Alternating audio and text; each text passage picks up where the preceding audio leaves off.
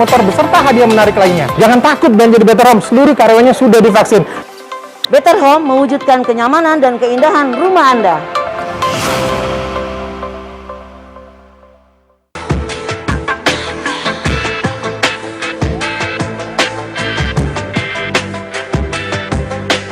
Ngopi, ngobrol pagi, setiap hari pukul 8 waktu Indonesia Barat hanya di BETV Beken. Bencana datang, tidak ada seorang manusia pun yang mengetahuinya, kapan dan di mana. Yang menyisakan korban harta, nyawa, dan penderitaan bagi saudara-saudara kita.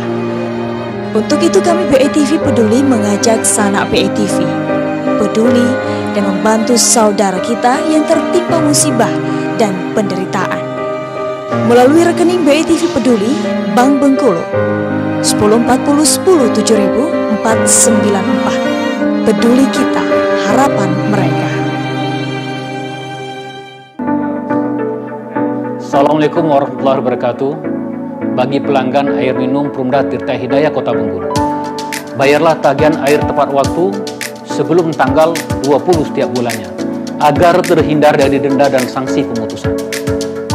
Jika terdapat keluhan terkait pelayanan, Perumda Tirta Hidayah Kota Bengkulu dapat menghubungi nomor layanan 0852 16 000 788. Terima kasih atas kerjasamanya.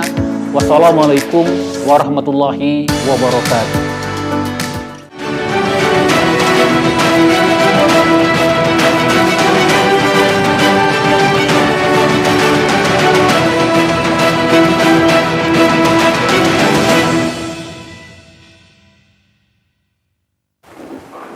Selamat sore sanak BETV, jumpa lagi dalam program New Hot Issue dan tentunya akan membahas isu-isu terhangat yang terjadi di Provinsi Bengkulu. Dan seperti biasa, pada dialog kali ini kami menghadirkan para narasumber yang kompeten untuk berbicara tentang tema yang kita angkat.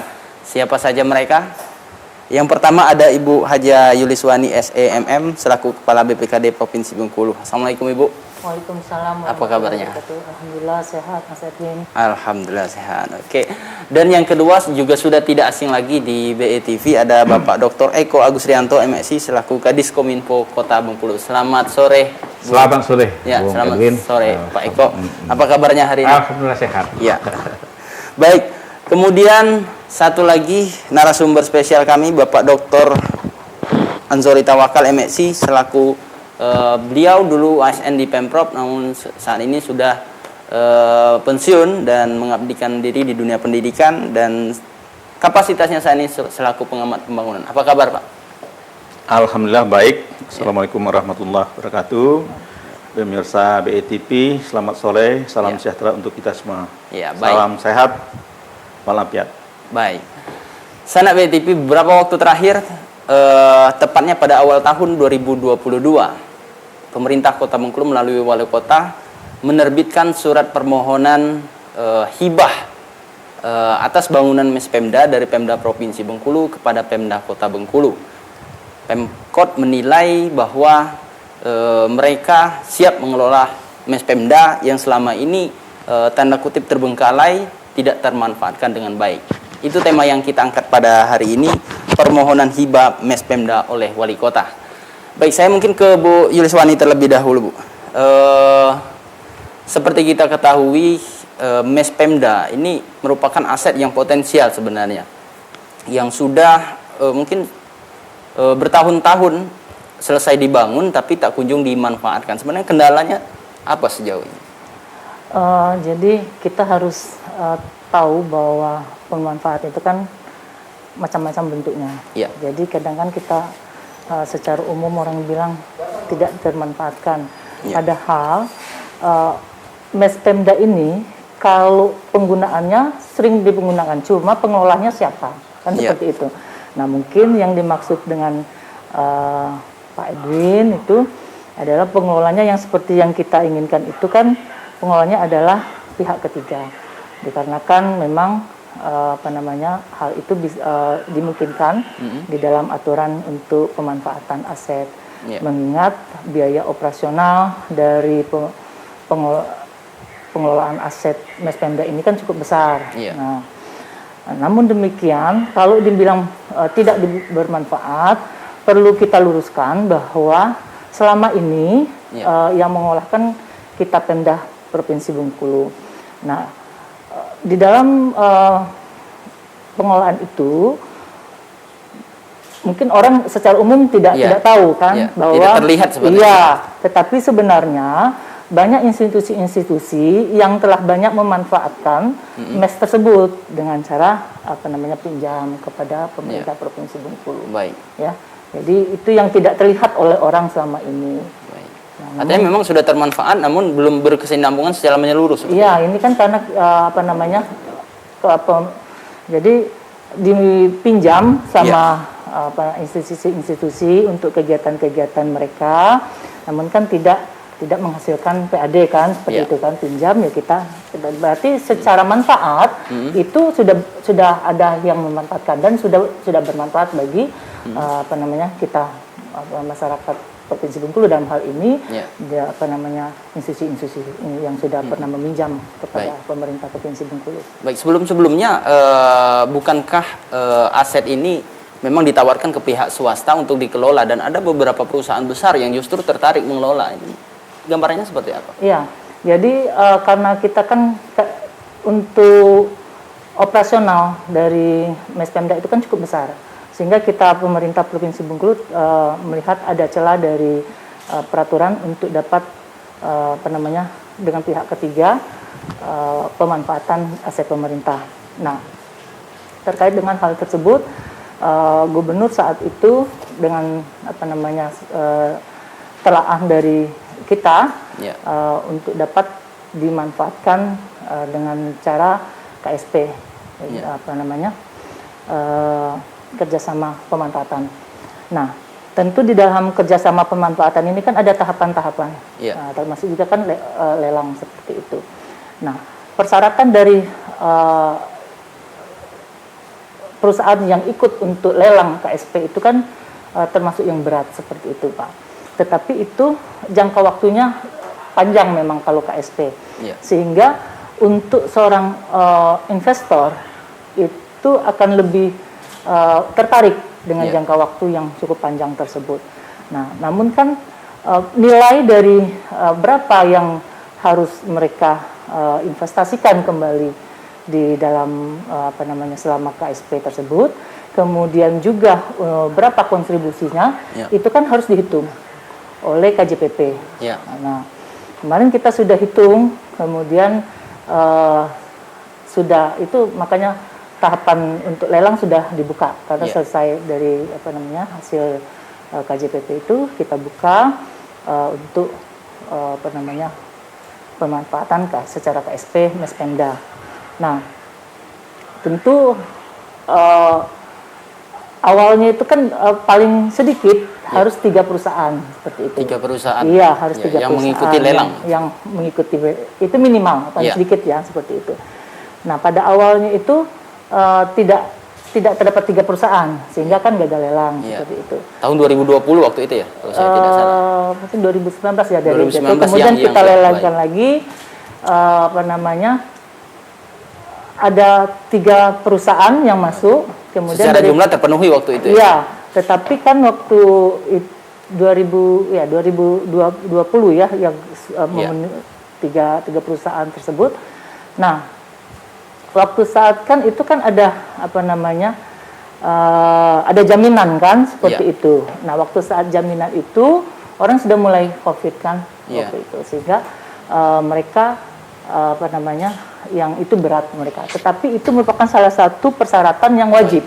Baik. Nah, sehingga itu waktu itu gagal kan, gagal lelang. Baik, artinya kegagalan dalam lelang ini bukan dari persyaratan dari pihak perusahaan yang tidak terpenuhi, tapi mereka yang mungkin lebih ke kesanggupan mereka untuk memenuhi apa yang kita inginkan seperti itu. Iya, persyaratan itu yang mereka ada satu persyaratan yang belum bisa mereka penuhi seperti itu. Apakah ini soal PAD?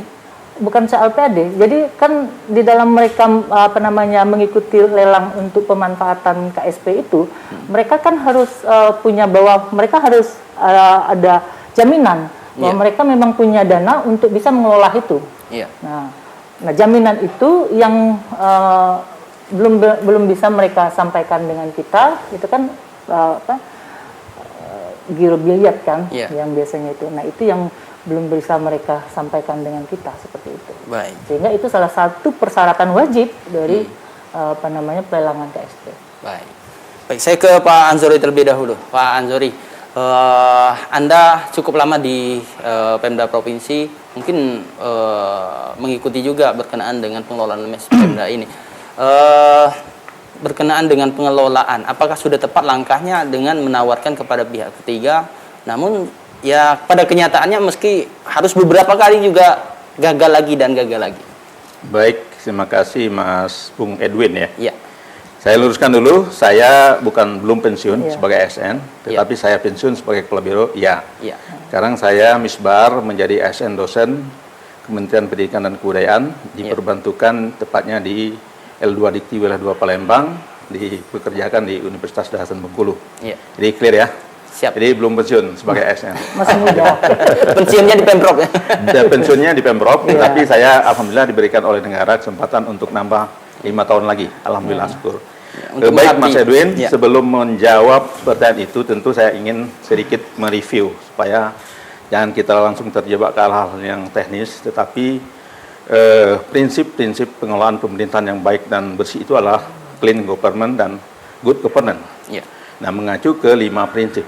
Yang pertama tentu demokratis, yang kedua transparansi, yang ketiga akuntabel, yang keempat adalah law enforcement, dan yang kelima yang sekarang ini yang memang lagi gencar-gencarnya ini di seluruh Indonesia dan bahkan dunia global, yaitu empowering, pemberdayaan.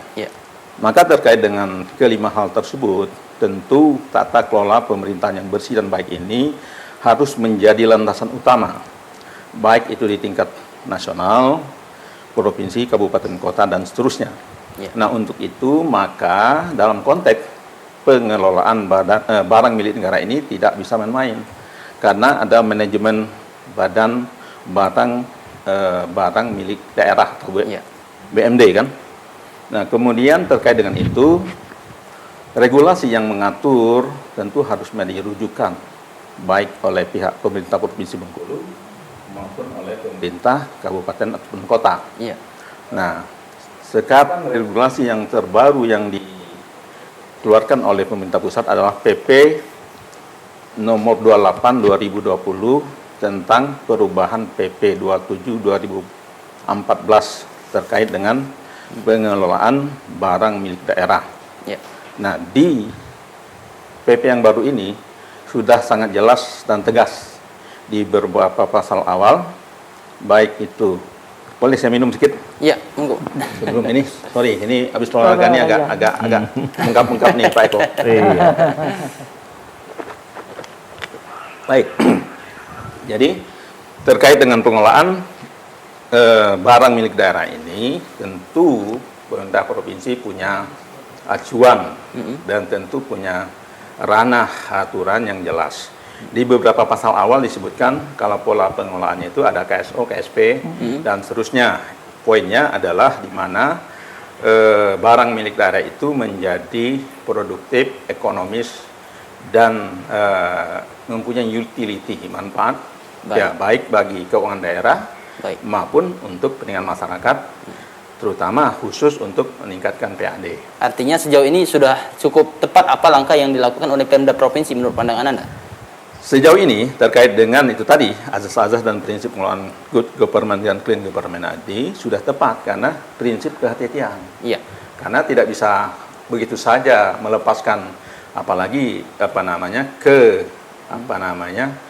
sama-sama pemerintah. Saya tidak melihat diberikan atau tidak ya, saya bukan kewenangan kita, itu adalah kewenangan pimpinannya adalah Pak Gubernur dalam ini bersama jajarannya. Demikian juga permintaan dari kota nanti akan saya jelaskan bagaimana syarat-syarat itu layak untuk dihibahkan. Ini kan konteksnya hibah kan kalau di kita.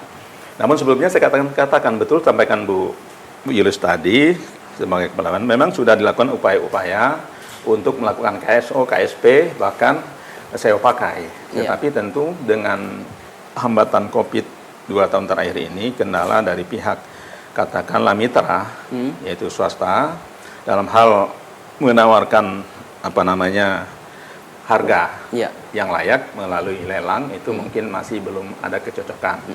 Namun demikian dari Pemprov, semasa saya menjadi Kepala Biro Ekonomi dan SDA itu sudah dilakukan kajian menyeluruh, dari aspek teknis, aspek kajian AMDAL atau UKL UPL-nya, maupun dari aspek kemanfaatan. Artinya kemanfaatan ini kemanfaatan secara ekonomis, finansial, dan regulasinya. Jadi yang terbaru adalah PP 28 tahun 2020. Baik.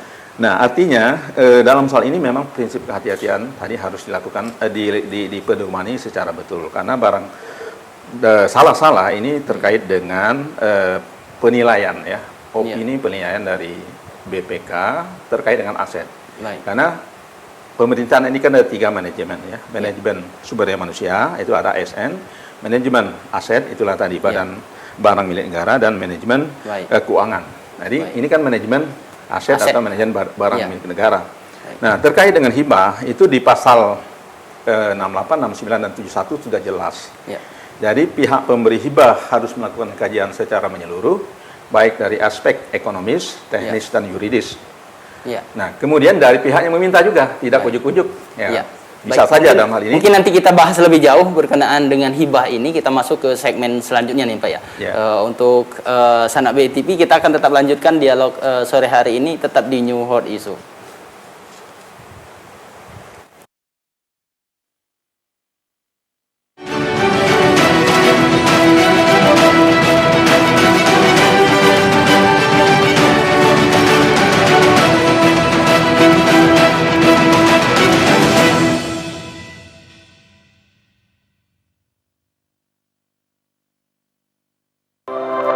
Ait lagi di Better Home, supermarket bahan bangunan pertama di Bengkulu. Yuk!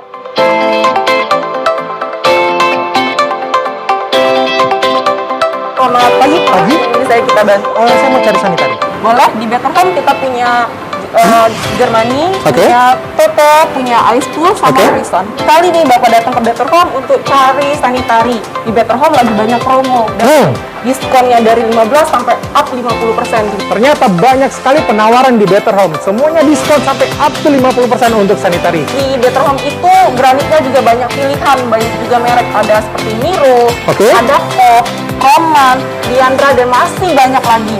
Terus yang luar biasanya lagi, di Better Home itu lagi ada granit dengan harga 99.000 per dus, Bang.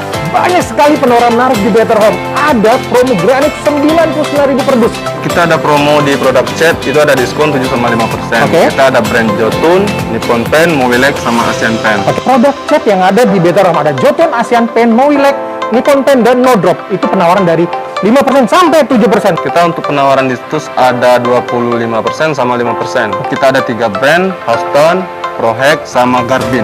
10 sama 20% untuk alat-alat pertukangan kayak bor, terus kayak Grenda, untuk brand Solid, Dexon, sama FOMAB. Ini dia ada 3 cara. Yang pertama dia ada sidik jari, terus kedua dia ada pakai kar, sama yang ketiga dia pakai kunci manual. Oke guys, banyak penawaran menarik di Better Home, dari tools, alat pertukangan, sampai digital lock. 25% plus 5% untuk di brand Cellulite, sama 30% untuk brand Indah Lighting. Terus kita untuk di lampu hias kita ada free pemasangan. Setiap pembelanja 500.000 akan mendapatkan 1 kupon undian berlaku kelipatan untuk mendapatkan hadiah 4 unit sepeda motor beserta hadiah menarik lainnya. Jangan takut belanja di Better Home, seluruh karyawannya sudah divaksin. Better Home mewujudkan kenyamanan dan keindahan rumah Anda.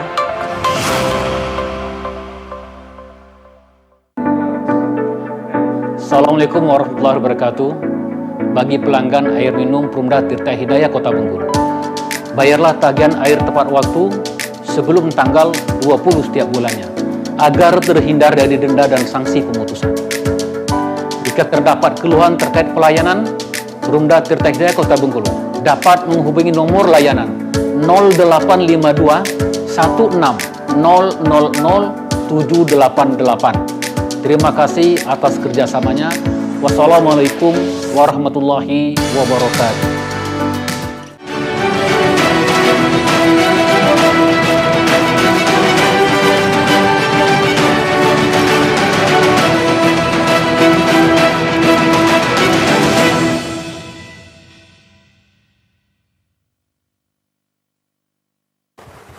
Baik, Sanak BTV kembali di New Hot Issue dan pada sore hari ini masih dengan tema permohonan hibah Mespemda oleh Wali Kota. Tadi sudah dijabarkan dengan Bu Yeliswani dan juga Pak sedikit tanggapan dari Pak Ansori seperti apa, apakah sudah tepat langkah Pemda Provinsi dengan selama ini melakukan lelang pengelolaan kepada pihak ketiga atau swasta. Nah, kita masuk ke tema kita hari ini, permohonan hibah Mespemda oleh Wali Kota. Kita tanya dulu dengan Pak Kadis Kominfo ini, Pak Eko. Pak Eko, sebenarnya apa dasar Pemda Kota ujuk-ujuk awal tahun ini sudah menyurati gubernur dengan meminta hibah Mespemda ini? Ya. Mungkin bisa dijelaskan sedikit. Oke, terima kasih Bung Edwin. Jadi memang pemerintah kota ya itu banyak sekali ya, artinya program-program yang menjadi harapan ya, dan pemerintah kota juga sadar karena keterbatasan dari anggaran kita. Jadi anggaran kita tuh hanya 1,2 Ya. 1,2 T. Nah, sesuai dengan visi dan misi Pak Wali Kota dan Pak Wakil Wali Kota untuk mendatangkan kebahagiaan ya bagi masyarakat kota. Nah, inilah yang salah satu menjadi dasar. Ya. Nah, seperti yang kita lihat bahwa mungkin jangan-jangan satu-satunya ya, mungkin wali kota di Bengkulu yang tidak punya kantor dan tidak punya balai. Ya. Seperti yang kita tahu bahwa kantor wali kota itu dijadikan rumah sakit yang seperti kita lihat sekarang ya, Rumah Sakit Harapan dan Doa. Karena kita menyadari bahwa pemerintah kota itu belum memiliki rumah sakit, tapi pelayanan terhadap rumah sakit ini memang menjadi kebutuhan. Ya. Makanya akhirnya pemerintah kota berpikir, ya sudah silakan. Ya. Nah, sampai saat ini kan Pak Wali Kota itu menumpang di Bapeda. Ya. Nah, di dalam perjalanannya ketika kita ingin tuntutan ya pelayanan publik ya yang ingin cepat, transparan dan sebagainya. Nah, maka kita waktu itu ingin mendirikan mall pelayanan publik. Ya. Nah, dari beberapa aset yang ada pada kita coba tawarkan sehingga pilihan yang paling tepat adalah balai. Balai kota. Nah, sehingga balai pun diserahkan ya, oleh pemerintah kota. Nah, sehingga Pak Wali Kota tidak punya ya balai. Nah, tapi alhamdulillah sekarang balai kota itu sudah dimanfaatkan, difungsikan dengan mall pelayanan publik. Ya. Nah, semua ini dilakukan adalah dalam rangka peningkatan pelayanan, kemudian memberikan ruang kebahagiaan bagi masyarakat kota. Kalau sesuai dengan visi misi kita kan ya, masyarakat yang religius dan bahagia. Ya. Nah, kemudian kita juga baru mendirikan BPRS ya. Artinya di tengah pandemi ya, Kota Bengkulu bisa mendirikan bank perkreditan rakyat. Nah, pada saat BPR ya banyak yang runtuh, justru kita dirikan dan alhamdulillah berkembang. Nah, makanya kemarin kita ada balai adat ya. Akhirnya karena memang kondisinya tidak memungkinkan, akhirnya kita pindahkan ke balai adat yang alhamdulillah yang di sebelah Bank Indonesia yang representatif. Nah, karena itu kita melihat bahwa kita melihat ada Mespemda yang notabene yang kita lihat mulai dibangun sejak zaman gubernur sebelumnya sampai sekarang itu belum termanfaatkan secara optimal. Nah, akhirnya karena program-program dari pemerintah kota ini banyak, keterbatasan APBD juga, dan kita juga sadar bahwa Bengkulu ini adalah ibu kota provinsi. Ya.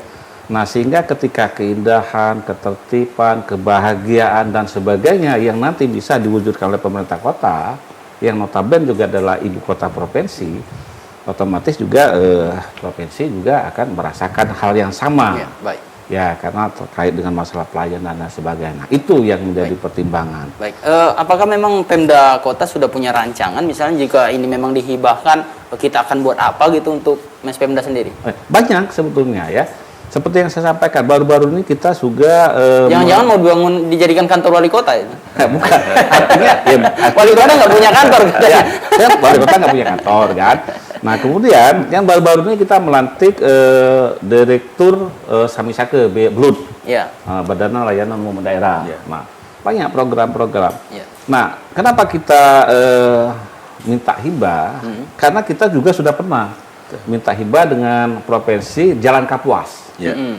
Nah, di Jalan Kapuas, sepanjang Jalan Kapuas itu, ya, artinya sekarang kan menjadi indah. Sudah ada 2 jalur, jalannya bagus, lampu penerangan ada. Kan itu akhirnya kan berfungsi memperindah kota sendiri. Nah, itu. Nah, makanya kita berharap ya, artinya, nah kita juga pernah berencana ya Pak, ini yang di jalan hibrida. Nah, hibrida juga rawan kecelakaan. Ya mungkin kita juga paham ya, pemerintah provinsi karena 9 kabupaten.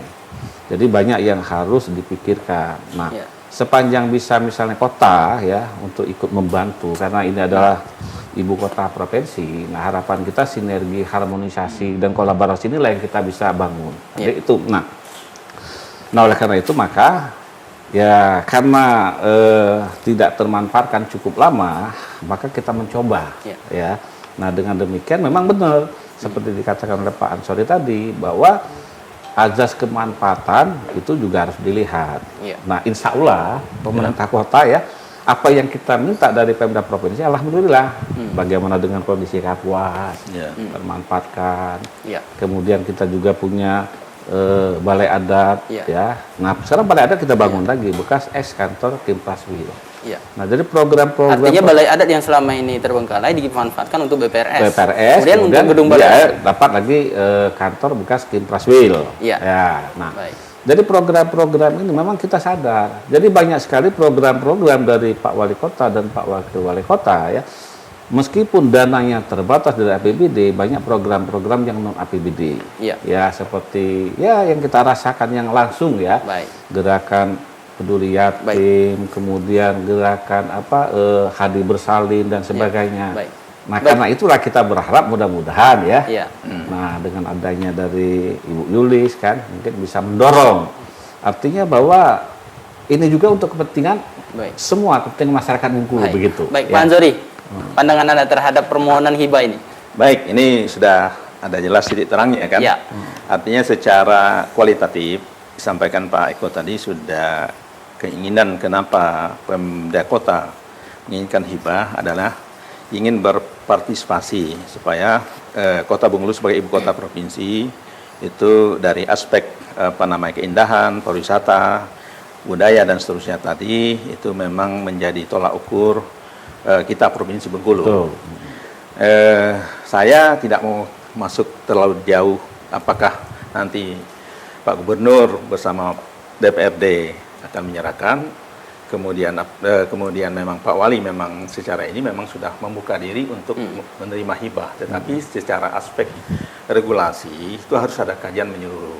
Ya, kajian menyeluruh ini tadi sudah disinggung oleh Bu Yulis, kalau pihak swasta itu modelnya sudah jelas. Tapi kalau ini pemerintah sama-sama pemerintah, tentu Pemda Kota harus membuat kajian semacam proposal teknis kelayakan seperti apa. Nah, ini jangan kita berbicara katakanlah secara kualitatif saja, tetapi dengan angka-angka tadi sudah Bung Edwin sudah menyatakan mau diapakan. Seperti apa? Apakah sudah ada rancangannya seperti itu? Harus dibuat dalam bentuk kajian teknis, analisis dari aspek tadi kemanfaatan utility sosialnya, ekonomiknya, termasuk juga finansial. Karena aset ini kan aset finansial, karena Pemda ini mirip-mirip dengan hotel kan. Nah, artinya tentu ada hitungan itu juga. Nah, tentu Pemda provinsi dalam hal ini Pak Gubernur beserta jajarannya juga menghitung. Kalau ini dilepas kepada pihak swasta, itu juga ada hitung-hitungan ekonomisnya, itu termasuk finansialnya terkait dengan pendapatan asli daerah. Artinya ini kenapa tidak? Saya pikir antara pemerintah daerah ini biasa saja. DKI dengan Indonesia dengan RI 1 itu biasa menghibahkan alat bahkan dilepas juga. Pemda DKI melepas beberapa aset ke RI kan, atau beberapa aset swasta dilepas diserahkan ke pemerintah RI untuk dioptimalkan. Suasananya juga mirip, Pak. Saya tidak mau masuk ke ranah itu, biarlah Bung Edwin saja, karena kami ini, saya 18 tahun di kota. Kemudian lahir di kota walaupun aslinya orang Bengkulu Utara gitu. Kemudian gubernur, berapa gubernur kita saya tetap tetap juga kan. Artinya kita tidak melihat faktor-faktor subjektivitas dari kita, melihat dari sisi urgensi dan Yang paling penting, Bung Edwin, ini siapa saja pemerintahannya, karena terus terang saja terkait dengan regulasi ini kadang-kadang memang kita oleh BPK audit eksternal itu akan ditanya betul sampai ke hal yang sedetail-detailnya. Tadi aspek yang saya sampaikan tadi, aspek yuridisnya, aspek ekonomisnya, aspek teknisnya. Nah, oleh karena itu, tetapi kalau ini bicarakan dengan baik-baik, kenapa tidak? Nah, itu poinnya di situ. Itu kan soal antara Pak Gubernur dan Pak Wali Kota. Nah, kami, katakanlah saya sebagai mantan pembantu Pak Gubernur bersama Bu Yulis, asisten 2 dulu, pernah juga menjelaskan ini. Karena azas kemanfaatan dari sisi PAD, kalau kita lepas kepada pihak swasta, dikelola sebagai aset yang mempunyai nilai ekonomis, katakanlah jadikan hotel, dijadikan fasilitas umum yang unik itu, ini akan tiap tahun Pemprov akan mendapatkan PAD atau dividen dari pengelolaan aset itu. Nah, itu kan artinya Pemda provinsi terus terang saja berpikir akan mendapatkan nilai tambah dari sisi keuangan. Nah, apakah pemerintah kota juga akan siap juga dengan hitung-hitungan memberikan kontribusi seperti itu kalau terjadi kesamaan? Artinya sebenarnya tidak ada salahnya memang pengajuan dari Pemda Kota mungkin, tapi kajian dari Pemprov juga harus lebih matang. Apakah ketika nanti Pemda Kota mengajukan sudah matang rancangannya seperti apa seperti itu? Betul. Tapi di lain sisi tentu Pemprov juga akan mempertimbangkan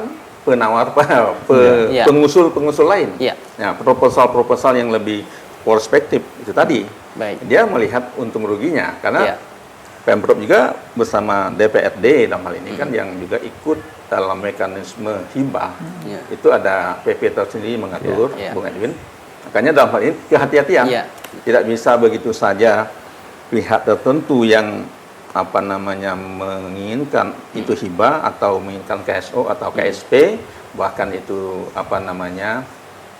HGU ya, bisa Bu Yulis ya, bisa diinikan sampai dikontrakkan sampai berapa tahun. Ada pola itu. Nah, ini harus kajian dan di Pemprov terus saja kajian menyeluruhnya sudah, tinggal tadi pertimbangan kemanfaatan dari sisi finansial, dari sisi ekonomis, dari sisi keberdaya-gunaan ya, efektivitas dan efisiensinya seperti apa. Itu nanti Bu Kepala Badan lah yang menjawabnya. Kita akan dengarkan bagaimana sebenarnya keseriusan Gubernur menanggapi soal permohonan hibah ini, namun tentu setelah jeda berikut ini.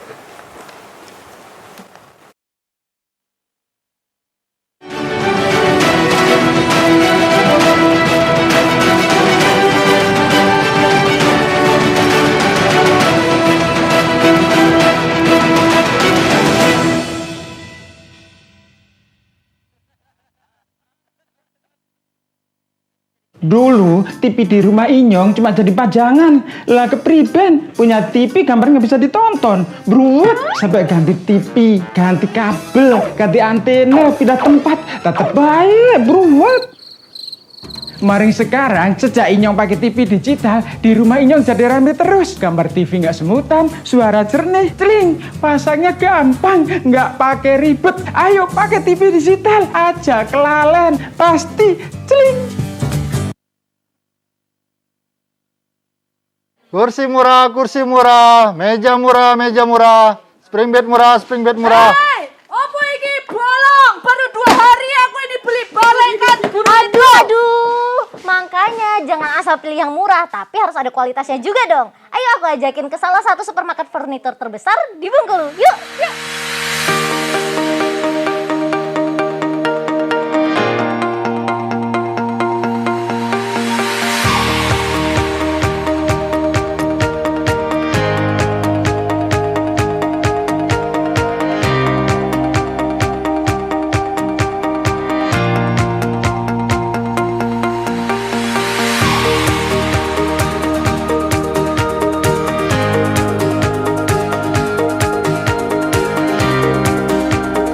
Raja Mebel merupakan salah satu supermarket furnitur terbesar yang ada di Kota Bengkulu. Selain memberikan diskon hingga 50%, Raja Mebel juga memberikan fasilitas kredit dengan harga yang sangat terjangkau.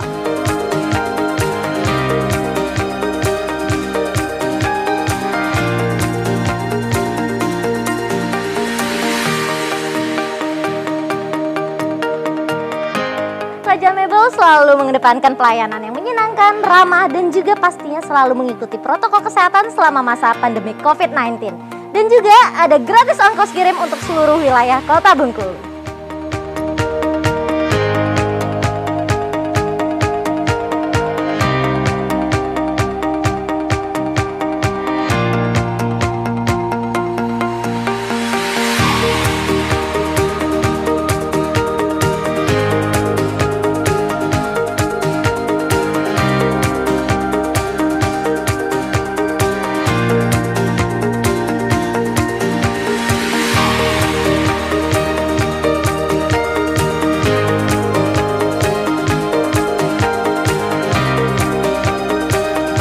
Raja Mebel selalu memberikan kualitas furnitur terbaik karena Raja Mebel rajanya furnitur di Kota Bengkulu.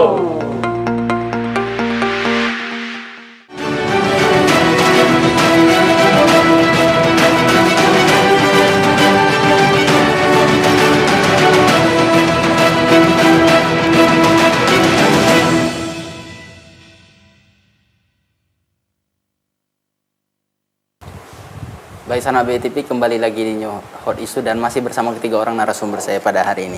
Saya ke Bu Yuriswani dulu, sebagai Kepala BPKD Provinsi Bengkulu. Berkenaan dengan surat wali kota ini, apakah memang sudah dijawab oleh Gubernur melalui surat balasan atau sejauh ini sudah dilakukan kajian seperti apa? Apakah memang memungkinkan atau tidak seperti itu? Ya. Nah, sebelum saya jawab yang pertanyaan dari Mas Erwin, ya. Saya sampaikan juga bahwa memang pemerintah Provinsi Bengkulu sudah banyak menghibahkan baik itu barang, ya jalan tadi ya, ke jalan Kapuas itu, ke pemerintah Kota Bengkulu ya.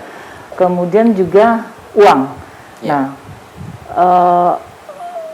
Pak Mas Eko juga tahu sekali ya, bahwa rumah sakit kota itu itu hampir seluruh uangnya itu dari pemerintah Provinsi Bengkulu. Ya, itu 3 tahun berturut-turut kita bantu hibah uang karena waktu saat itu saya yang jadi kepala biro keuangannya. Jadi tahu persis bagaimana kita mendukung pemerintah kota untuk bisa membangun rumah sakit itu ya. Alhamdulillah pengelolaannya cukup baik dan sekarang bisa dimanfaatkan oleh semua masyarakat. Nah itu kita Provinsi Bengkulu sangat senang melihat kondisi ini. Nah terkait yang permohonan hibah dari Pak Wali Kota kepada Pak Gubernur dalam hal ini pemerintah Provinsi Bengkulu. Tanggal suratnya itu tanggal 5 Januari. Iya, 5 Januari. Ya. Nah, kemarin pada tanggal 20 Januari sudah kita balas secara resmi. Tanggal 20 berarti baru kemarin ya? Iya, ya, baru sehari lalu. Ya, kita jawab secara resmi terhadap permohonan permintaan tersebut. Di situ disampaikan bahwa memang kami pemerintah Provinsi Bengkulu November tahun 2021 sudah menetapkan untuk pengelolaan Mespemda ini dengan sewa. Kalau kemarin kan ke SP. Nah, terus 2021 kita sudah tetapkan melalui SK Gubernur untuk pemanfaatan Mespemda ini melalui sewa. Sistem sewa ya? Ya, sistem sewa. Nah, saat ini sedang dihitung nilai sewa yang wajar untuk Mespemda tersebut. Nah, karena ini kan sudah kita tetapkan, tentu kita harus melaksanakan apa yang sudah kita tetapkan itu. Nah, dan ini sedang berproses terus. Nah, sehingga dengan hal tersebut Pak Gubernur menyampaikan bahwa pemerintah Provinsi Bengkulu belum bisa menghibahkan. memberikan tanah. Memang kami harus, ya itu tadi seperti kata Pak Unsri tadi, kan bahwa kita itu dalam pemanfaatan itu kan ada kajian-kajian. Nah sekarang itu kajiannya kita akan lakukan untuk pemanfaatan melalui sewa seperti itu, dan sedang dilaksanakan. Apa yang membedakan sistem sewa dengan KSP? Gini deh, itu tadi teknis jadinya kan. Yeah. Kalau KSP itu orang yang investor itu harus dia harus membangun apa? Jadi sehingga dia harus ada jaminan bahwa untuk mengelola secara KSP dia akan membangun ini jaminan saya punya uang loh untuk membangun itu. Dengan waktu sekian tahun seperti itu ya. Dengan sekian tahun. Nah, kalau sewa tidak ada seperti itu. Nah, itu bedanya. Iya. Artinya dengan sistem sewa ini artinya tidak mengikat waktu berapa lama, harus misalnya 2 tahun, 3 tahun seperti itu? Enggak, kalau waktu ininya KSP itu lebih lama karena dia kan punya investasi. Iya. Nah, kalau yang disewakan enggak. Iya. Nah, jadi waktunya itu 5 tahun bisa diperpanjang. Iya. Kalau ini kan 25 tahun sampai 30 tahun bisa diperpanjang kalau KSP. Makanya investasinya kan besar. Iya. Baik. Pak Eko, ini sudah dijawab tadi. Mohon maaf belum bisa untuk dihibahkan seperti itu. Di samping itu juga Mas Edwin juga disampaikan Pak Gubernur supaya kita juga kan pemerintah kota kan juga punya aset-aset yang harus juga dimanfaatkan oleh oleh pemerintah kota untuk dapat dikelola dengan baik kan seperti itu. Jadi ya tentu kita berharap, pemerintah provinsi berharap bahwa Provinsi Bengkulu akan berusaha untuk mengelola aset Provinsi Bengkulu, dan kita berharap juga aset-aset yang menjadi tanggung jawab dari pemerintah kota juga dapat dikelola dengan baik seperti itu. Baik. Ini Pak Eko sudah dijawab tadi bahwa permohonan hibahnya belum bisa dipenuhi. Komentarnya? Ya, jadi artinya memang seperti yang disampaikan awal tadi ya, bahwa sebetulnya pemerintah kota itu berpikir begini, bahwa kota Bengkulu ini ya, ini bukan menjadi salah satu kota transit ya. Bengkulu ini adalah kota tujuan. Jadi kalau orang mau datang ke Bengkulu ya, ini benar-benar ketika mereka punya tujuan. Dan pemerintah kota Bengkulu mungkin sama dengan pemerintah provinsi Bengkulu, bahwa kota Bengkulu ini aset wisatanya bisa dijual. Ya. Aset wisata ini bisa dijual, dan kita juga dari pemerintah kota ini sedang menyusun event ya, event kalender ya, mulai dari festival kuliner dan sebagainya. Nah, agar apa? Kita sudah mengantisipasi bahwa jalan tol ya yang segera dengan biaya dari nasional ketika itu tembus Palembang ya, Bengkulu 4 jam. Nah, ini menjadi salah satu kenapa kita mengajukan permohonan untuk pengelolaan Mespemda. Karena salah satunya juga kita ingin ya mendukung ya bahwa memang Kota Bengkulu ini punya aset wisata yang bisa dijual. Dan ini bisa menjadikan salah satu sumber devisa ya, sumber pendapatan PAD ya, yang tidak kalah dengan sumber-sumber lainnya. Ini peluang emas ya. Nah, ini yang menjadi salah satu pertimbangan dari pemerintah kota. Nah, tadinya harapan kita bahwa ketika ada surat layangan yang disampaikan oleh Pak Wali Kota, tadi berharap bahwa pemerintah provinsi itu akan mengundang ya untuk sharing kira-kira apa sih mau dikemanakan sih ini, untuk apa dan sebagainya. Sehingga ada ini. Nah, dan tapi kita masih sangat yakin bahwa seperti yang kami sampaikan tadi, bahwa nah ketika memang nanti ini ya manfaatnya, kepentingannya mungkin baik jangka panjang jauh lebih besar dan lebih strategis, kenapa tidak? Mungkin Pak Gubernur walaupun misalnya sudah punya program, mungkin bisa ditinjau kembali. Dan harapan kita ya nanti ketika ya misalnya ada duduk satu meja, mungkin ada dialog, ada sharing ya kan, dengan segala regulasinya, dengan segala manfaatnya, bukan tidak mungkin. Karena ini tadi semuanya adalah kepentingan ya. Kita berharap bahwa setelah 2-3 tahun ke depan memang benar-benar kota ini menjadi kota tujuan. Karena potensi wisata kita luar biasa, dan ini yang bisa kita jual. Beda dengan Lubuk Linggau ya, Betul. dan sebagainya. Mereka cepat maju karena mereka kota transit. Iya. Nah, Baik. apalagi dengan potensi dari Pulau Bay dan sebagainya. Nah, ini Baik. yang mendorong ya. Nah, bagaimana seperti pemerintah kota menghidupkan di kota Betungan itu sebagai kota merah putih. Nah, harapan dari kami pemerintah kota, jadi dorongan juga secara moral, pendanaan dan sebagainya, ya karena kita adalah ibu kota dari provinsi, provinsi juga memberikan support. Harapan kita walaupun memang sudah ada, mungkin ditingkatkan lagi. Ya, permintaan ini anggap sebagai permintaan anak terhadap ayah seperti itu. Baik, Ya. baik. Sanak BTV, kita akan lanjutkan di segmen akhir dialog kita pada hari ini, tentu saja dengan 3 orang narasumber untuk kira-kira seperti apa langkah ke depan yang tepat pengelolaan dari Mespemda ini. Jangan kemana-mana, tetap bersama kami.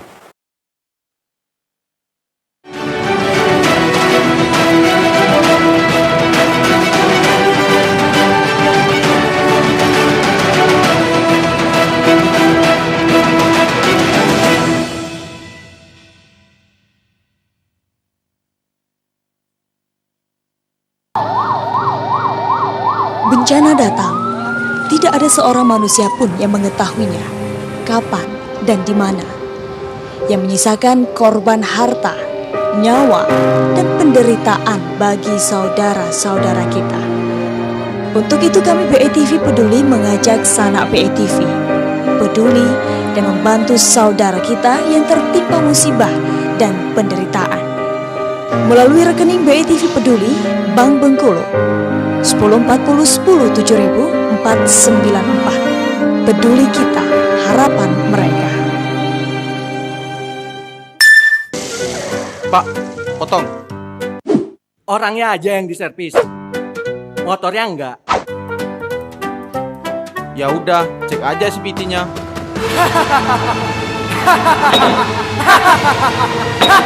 Iya. Motorku. Maunya murah, tapi makin parah. Makanya servis di AHA saja. Bisa booking servis loh. Nih.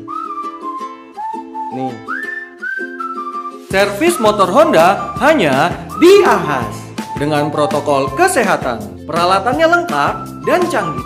Pakai servisnya lengkap dan bergaransi. Ruang tunggu nyaman dan berjarak. Spare part dan olinya lengkap. Yang pasti asli Honda. Mekanik profesional dan terlatih. Ada motor terbaru dan aparel yang keren. Biaya servisnya murah. Servisnya bergaransi, mekaniknya ahli, spare partnya asli. Makanya servis motor Honda kamu di Ahas.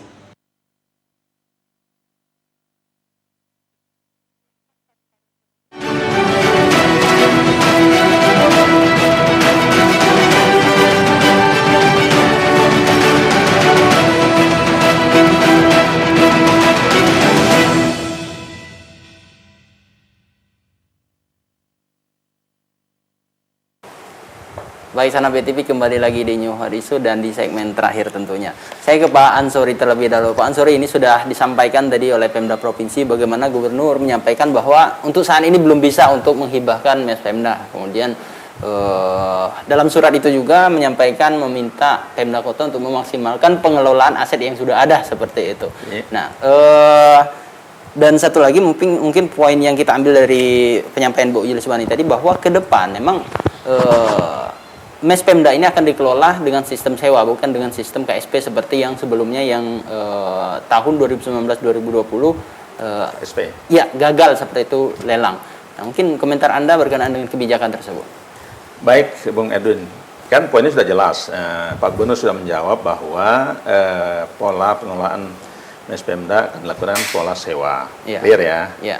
Nah, tentu harapan kita ini mewakili masyarakat, mewakili akademisi lah, yaitu supaya pola yang sewa ini akan betul-betul optimal sehingga fungsi dari sisi dulu desain Mespemda ini kan betul-betul untuk meningkatkan kapasitas jumlah kamar hotel di Bengkulu, menampung tamu-tamu pemerintah daerah ya, baik tamu pusat, tamu regional, itu betul-betul termanfaatkan dengan baik. Bahkan tahun 2017 Mes Pemda ini sudah ditempati oleh atlet-atlet sepak bola kita.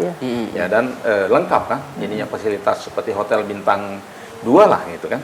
Nah, kalau ini ya bintang 3. Nah, artinya sudah clear. Bahkan pada saat Porwil kemarin juga ditempati oleh atlet kita. Artinya tidak ada masalah secara fasilitasnya, tinggal lagi optimalisasi sebagaimana kita lihat kan ada juga Pemda Kota kan punya Rapres City. Ya kan, kemudian apalagi itu yang punya banyak aset-aset yang mirip-mirip seperti hotel kan. Nah, artinya Pemprov sudah punya rancangan tersendiri untuk pengelolaan. Harapan kita tentu dioptimalkan. Nah, azas-azas tadi yang saya katakan, 5 azas tadi tentu mengacu pada sana. Karena Bu Lilis juga udah paham betul gitu bagaimana strategi, bagaimana taktis jangka pendeknya. Nah, untuk Pemda Kota tentu dia harus ada plan lain, plan B-nya. Misalnya ada aset-aset lain yang katakanlah terbengkalai, kita tidak tahu kan. Kalau diinventarisir banyak sekali di provinsi ini, mungkin apakah aset pusat ya, apakah aset kota sendiri, apakah aset kabupaten misalnya, kantor-kantor perwakilan kabupaten yang ada di provinsi ini ada juga. Seperti saya lihat di daerah Kandang Limun itu ada Mes Pemda Rejang Lebong, kemudian kantor BKN kemudian kantor BKN itu kan agak sepi, banyak. Jadi poin kita tentu harapan kita sinergi antara level pemerintah provinsi, kabupaten, kota ini betul-betul terwujud dalam bentuk tim yang real. Nah, sehingga manfaat akhirnya masyarakat ini tadi sudah disinggung terkait dengan Pak Eko sampaikan, kebahagiaan masyarakat itu kan salah satunya terlihat dari upaya bagaimana pemerintah daerah dalam hal ini baik provinsi maupun kabupaten kota menjawab soal-soal yang ada terkait dengan pembangunan maupun terkait dengan masalah-masalah ekonomi. Nah, yang berikutnya poin yang penting juga Mas Edwin adalah memang sekarang ini aturan-aturan yang mengatur ya minum lagi saya, yang mengatur terkait dengan pengelolaan aset ini sangat rigid dan ketat sekali. Nah, opini BPK itu tidak main-main. Sedikit saja sepeda motor saja tahun sekian hilang itu ditelusuri. Saya aja di bidang ekonomi contohnya ya, mobil Kijang Peta tahun 95 itu dijemput dari Jakarta. Bahkan saya dipanggil oleh pihak kejaksaan untuk menindaklanjuti temuan BPK. Apalagi levelnya sekelas aset yang miliaran. Nah, ini soal teknis ya.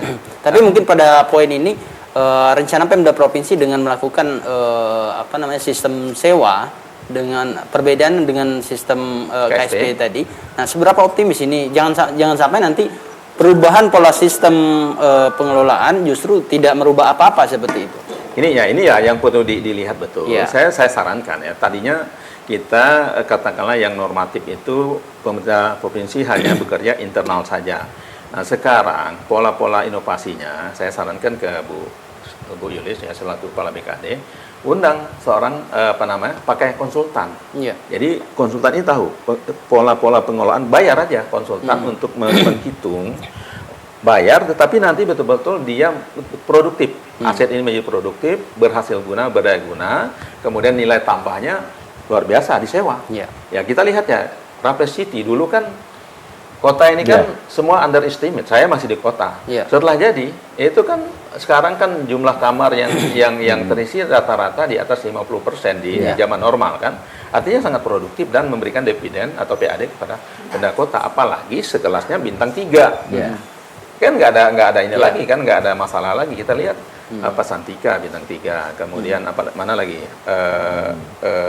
Merkur 4 kan. Artinya kalau suasana pandemi Covid ini sudah berlalu, pemulihan ekonomi kita, jumlah hunian hotel ini akan meningkat.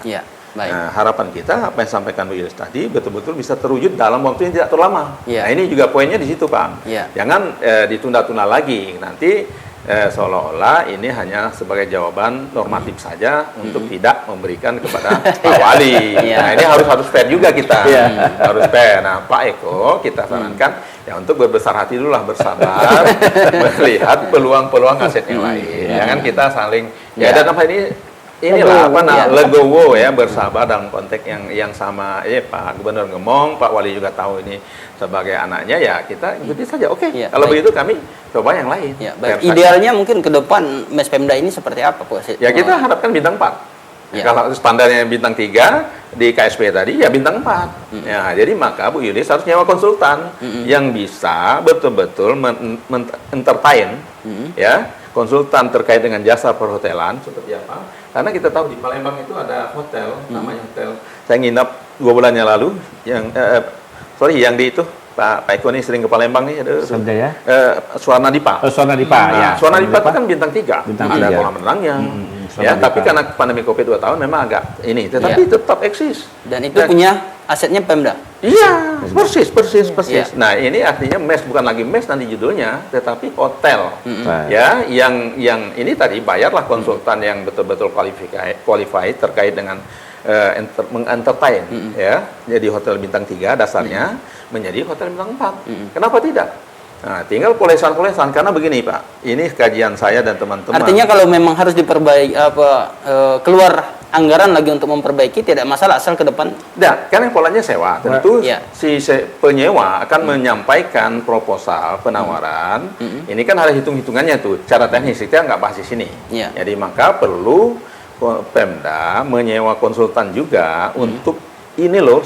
Pak Gubernur tuh maunya seperti ini, hotel bintang 4 ya. Standarnya ini, kamarnya ini, kemudian tata kelola hotelnya kayak Merkur misalnya atau kayak Gerage, itu harus disewa. Jadi nggak bisa kita menggunakan tenaga internal Pemda saja. Baik. Nah, itu yang disewa konsultan, ahli dibayar, kemudian saya hasilnya seperti ini pengelolaannya. Baik. Nah, nanti kan dilempar. Baik. Melalui pola sewa. Ya, baik. Nah, seberapa optimis ke depan Mes Pemda ini akan termanfaatkan dengan baik? Kalau menurut Bu Yulis tadi, saya optimis kalau betul-betul komitmen Gubernur dan jajarannya. Dan Pak Gubernur ini kan merintah, tetapi jajarannya artinya harus mengeksekusi. Nah, apakah jajaran dalam hal ini Dinas Pariwisata, kemudian Bu Yulis sendiri sebagai koordinator dari aset, ya? Karena Kabit Aset itu di bawah, di bawahnya Bu Kaban kan. Nah, kemudian tentu tim teknis ini hire-nya menilai konsultan. Jadi tim teknis kerjaan yang harus di-hire. Dulu idenya seperti itu. Baik. Ya, seperti itu idenya. Saya pikir optimis kita. Ya, baik Pak Eko, ini sudah disampaikan tadi harus berbesar hati terlebih dahulu. Kita lihat progresnya ke depan. Nah, mungkin ada upaya lain atau mungkin untuk meminta aset yang lain seperti yang disampaikan Pak Anzori tadi yang mungkin bisa dibilang terbengkalai atau belum termanfaatkan dengan baik seperti ke depan. Nah, artinya kita memang belum menerima ya, artinya surat dari provinsi, Pak Gubernur ataupun dari provinsi. Nah, tapi siapa tahu ya dengan dialog ini kan mungkin Pak Gubernur mungkin ingin lebih tahu lagi kira-kira keinginan pemerintah kota itu seperti apa, manfaatnya itu seperti apa, kepentingan bagi Pemkot sendiri ataupun dari Pemprov sendiri nantinya seperti apa. Kita siapa tahu kan. Artinya ketika itu peluang itu diberi ya kita tetap akan memberikan apresiasi. Nah, tapi ketika memang pemerintah juga provinsi ya sudah memutuskan untuk sewa sama dengan Pak Ansori tadi, kita berharap bahwa ini benar-benar dikelola secara maksimal. Artinya kita kasihan ya, uang dari APBD yang begitu besar ya, hampir 40-an lebih ya, untuk membangun Mes Pemda ini kalau tidak kita manfaatkan.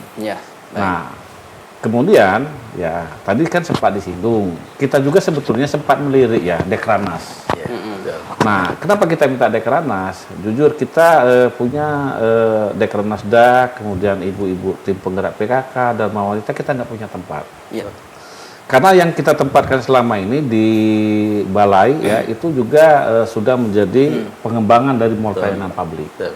Nah, sehingga kalau siapa tahu kan mungkin dikompensasi ini dah dikasih misalnya bekas ex Dekranasda ya, itu juga bisa. Karena kalau provinsi kan enak. Punya yang di Lingkar Barat itu kan ada gedung PKK yang begitu besar kan. Nah, siapa tahu. Nah, jadi ya kita harapkan ya, artinya dengan ikut memanfaatkan, ikut menjaga ya dari aset-aset pemerintah provinsi dan pemanfaatannya juga untuk semua ya, kenapa tidak gitu. Baik Bu Yulis Fani, adakah target khusus dari Mespemda ini ke depan sehingga memang benar-benar terkelola dengan baik dan seperti apa yang diinginkan oleh gubernur? Ya, kan tadi sudah saya sampaikan bahwa dari November kan kita sudah Pak Gubernur sudah mengeluarkan bahwa pemanfaatannya itu bentuk sewa. Ya. Tentu itu merupakan tugas kami untuk menggiring bagaimana kebijakan ini harus jadi, kan seperti itu. Nah, tahapan saat ini adalah penilaian untuk nilai sewanya. Ya. Nah, ini sedang dikerjakan oleh teman-teman di KPKNL, ya. Nah, setelah itu baru proses selanjutnya. Iya. Baik, artinya memang dalam waktu dekat kita inginnya ada progres seperti itu. Iya. Dari rencana pengelolaan sistem sewa ini. Iya. Sehingga ya karena Mespemda, keberadaan Mespemda tentu bukan saja menjadi sorotan baik oleh Pemda Kota yang melayangkan surat, tapi seluruh masyarakat Provinsi Bengkulu ini. Karena memang sudah lama tidak termanfaatkan sebagaimana mestinya. Tapi sebenarnya seperti saya sampaikan bahwa itu masyarakat umum, tetapi bagi orang-orang yang pernah memanfaatkan Mespemda ini, dia tahu bahwa kondisi Mespemda memang semuanya sudah lengkap di dalamnya. Iya, baik. Baik, Sanak BTV, itu tadi dialog kita bersama 3 orang narasumber berkenaan dengan tema kita hari ini, permohonan hibah Mespemda oleh Wali Kota. Terima kasih atas kehadirannya Pak Eko selaku Kadis Kominfo Kota Bengkulu. Sama-sama. Assalamualaikum warahmatullahi wabarakatuh. Pak Anzori, terima kasih atas kehadirannya. Bu Yulis, terima kasih.